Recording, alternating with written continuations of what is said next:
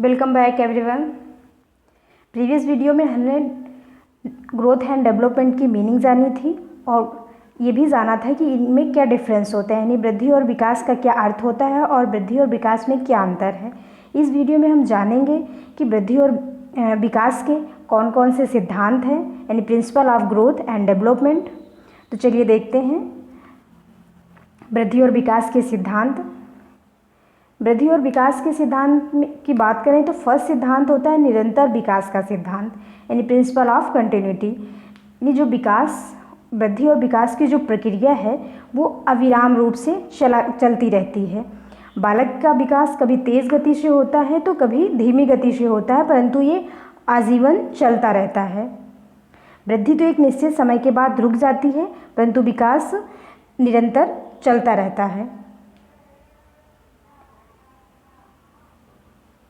इस सिद्धांत के अनुसार जो विकास की प्रक्रिया है वो अविराम गति से चलती है, यानी बिना रुके हुए निरंतर चलती रहती है। और ये गति कभी तेज़ होती है तो कभी धीमी होती है। जैसे जब प्रथम 3 वर्षों में बालक की विकास की प्रक्रिया बहुत तेज़ी से होती है, यानी जो विकास है बालक को बहुत तीव्र गति से होता है, और उसके बाद ये जो गति है वो धीमी पड़ जाती है।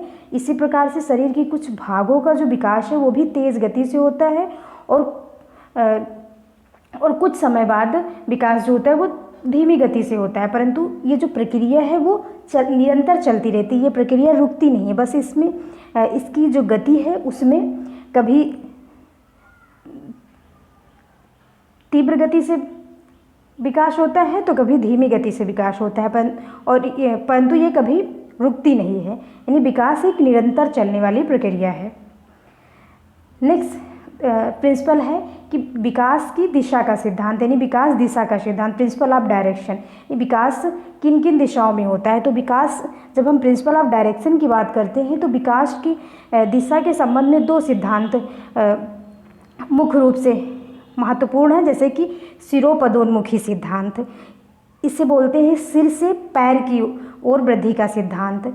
यानी इसमें जो बालक का विकास होता है वो सिर से शुरू होकर पैर तक होता है, यानी हेड टू टो का जो थियरी होती है उसे हम बोलते हैं सिरोपदोन्मुखी सिद्धांत या सिफेलोकॉर्डल प्रिंसिपल ऑफ डेवलपमेंट। और नेक्स्ट होता है केंद्रोन्मुखी सिद्धांत, यानी केंद्र से सेंटर से पेरिफेरल की ओर, यानी केंद्र से बाहर की ओर। इसमें जो होता है बालक का जो विकास होता है वो केंद्र से बाहर की ओर होता है। और जो सिरोपदोन्मुखी सिद्धांत होने से सेफेलोकॉर्डल थियरी होती है उसमें बालक का विकास सर से पैर की ओर होता है।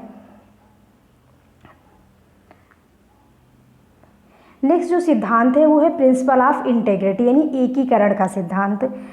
एकीकरण के सिद्धांत में ये बताया गया कि जो बालक होता है उसके सबसे पहले उसके संपूर्ण अंगों का विकास होता है, यानी पहले वो संपूर्ण अंगों को चलाता है। किसी भी चीज़ पे जब वो प्रतिक्रिया करता है तो संपूर्ण अंग से प्रतिक्रिया करता है, परंतु धीरे धीरे वृद्धि और विकास के साथ साथ वह अपने किसी भी प्रक्रिया के लिए फिर अपने अंगों को चलाना सीखते हैं। यानी पहले संपूर्ण अंग को अंग के साथ यानी प्रक्रिया करता है और फिर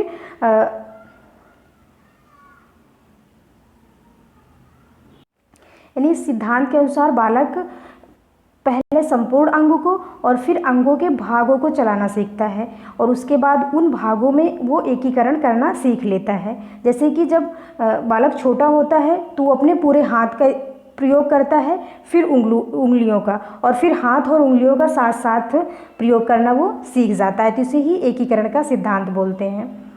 नेक्स्ट है कि परस्पर संबंध का सिद्धांत, यानी प्रिंसिपल ऑफ इंटर रिलेशन। बालक का जो विकास होता है वो चाहे शारीरिक विकास हो, मानसिक विकास हो या फिर सामाजिक विकास हो, वो उसके संपूर्ण जो विकास के पहलू होते हैं वो परस्पर संबंधित होते हैं। यदि बालक का शारीरिक विकास प्रभावित होगा तो उसका मानसिक विकास भी प्रभावित होगा, और अगर मानसिक विकास प्रभावित होगा तो संवेगात्मक यानी जो इमोशनल डेवलपमेंट है वो भी प्रभावित होगा। तो इसलिए जो बालक का विकास होता है वो एक दूसरे से संबंधित होता है, यानी शारीरिक विकास मानसिक विकास से संबंधित है, मानसिक विकास संवेगात्मक विकास से, भाषात्मक विकास से और सामाजिक विकास से भी संबंधित होता है। यानी एक विकास जब इफेक्टेड होगा तो जो अन्य विकास के पक्ष हैं वो भी प्रभावित होंगे। जब बालक का शारीरिक विकास के साथ साथ उसकी रुचियों, ध्यान के केंद्रीकरण और व्यवहार में परिवर्तन होते हैं, साथ साथ उसका जो गामक विकास होता है यानी मोटर डेवलपमेंट होता है और जो लैंग्वेज डेवलपमेंट होता है उसका भी विकास होता है। यानी बालक का संपूर्ण विकास परस्पर चलता रहता है और यदि एक विकास प्रभावित होता है तो उसका दूसरा विकास भी प्रभावित होने लगता है।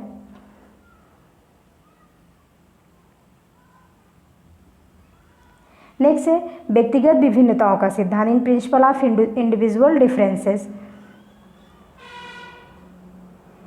इन इस सिद्धांत के अनुसार प्रत्येक बालक और जो बालिका का विकास होता है उसके विकास का एक अपना स्वरूप होता है, उनका इंडिविजुअल एक स्वरूप होता है, पैटर्न होता है जिससे उनका विकास होता है और इस स्वरूप में व्यक्तिगत विभिन्नताएं होती हैं। यानी एक ही आयु के दो बालक हैं या दो बालिकाएं हैं या फिर एक बालक एक बालिका है, उनका जो शारीरिक, मानसिक और सामाजिक विकास होगा उनमें विभिन्नता पाई जाएगी। नहीं, उनकी व्यक्तिगत विभिन्नताओं का जो इफ़ेक्ट है, जो व्यक्तिगत विभिन्नताओं का प्रभाव है उनके विकास पर स्पष्ट रूप से दिखाई देगा।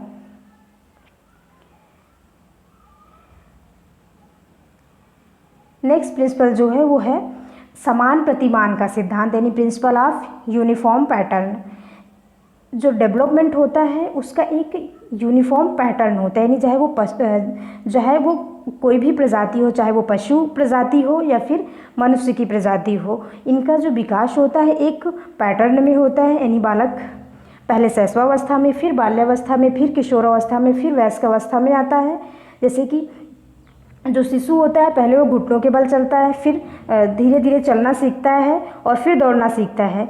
इसी प्रकार एक पैटर्न में शिशु का विकास होता है और ये जो पैटर्न होता है वो एक स्थान के लिए नहीं बल्कि संपूर्ण मानव जाति के लिए निर्धारित है कि इसी पैटर्न से सभी का विकास होता है। ये मैटर नहीं करता कि वो व्यक्ति दुनिया के किस भाग में रह रहा है, सभी मानव जाति का जो विकास होता है वो एक निश्चित पैटर्न में ही होता है और उनमें किसी प्रकार का अंतर प्रतिमान के मामले में करना संभव नहीं होता है। यानी जो व्यक्ति का जो विकास होता है एक यूनिफॉर्म पैटर्न में होता है, यानी समान प्रतिमान में होता है।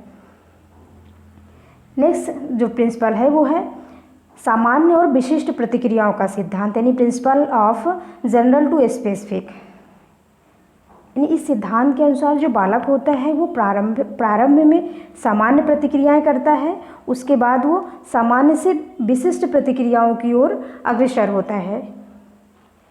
यानी प्रारंभ में बालक किसी चीज़ पर प्रतिक्रिया देने के लिए अपने संपूर्ण शरीर का प्रयोग करता है और धीरे धीरे वो विशेष प्रक्रिया के लिए विशेष अंग का प्रयोग करना भी सीख जाता है। यानी नवजात शिशु अपने शरीर के किसी एक अंग का संचालन करने से पहले अपने संपूर्ण शरीर का संचालन करता है और जैसे जैसे उसका विकास होता जाता है वो विशेष प्रतिक्रिया देना सीख जाता है। नेक्स्ट है भविष्यवाणी का सिद्धांत, यानी प्रिंसिपल ऑफ प्रेडिक्शन। यानी विकास में भविष्यवाणी भी संभव होती है। ये 100% तो विकास की भविष्यवाणी नहीं की जा सकती, लेकिन कुछ हद तक ये संभव होता है। यानी इस सिद्धांत के अनुसार विभिन्न व्यक्तियों का विकास में जो है वो विभिन्नता होती है, यानी विकास की गति में विभिन्नता होती है और ये विभिन्नता विकास के संपूर्ण काल में यथावत बनी रहती है। जैसे कि जो व्यक्ति जन्म के समय लंबा है वह साधारणतः बड़ा होने पर भी लंबा रहता है और जो छोटा होता है वो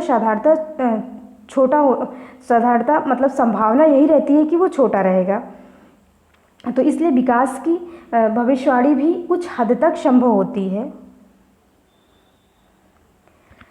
नेक्स्ट और मोस्ट इम्पोर्टेंट प्रिंसिपल है वंशानुक्रम और वातावरण की अंतःक्रिया का सिद्धांत। ये मैक्सिमम हर एक एग्जाम में पूछा जाता है कि विकास क्या है, यानी वृद्धि और विकास क्या है।